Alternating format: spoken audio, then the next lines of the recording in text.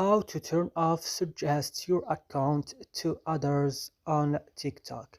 Today guys, I will show you how to do this. Just watch this video until the end and make sure that you subscribe and you like this video.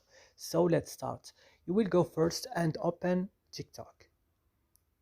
Then when your TikTok is opening, as you see, it will go to home automatically.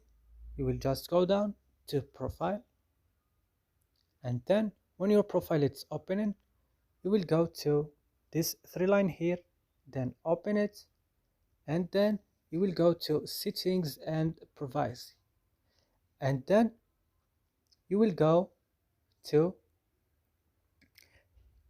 privacy, and then go to suggest your account to others and turn off all these things like this. And that's it. I hope this video is helpful for you. Do not forget to like and subscribe in this channel, and see you next video.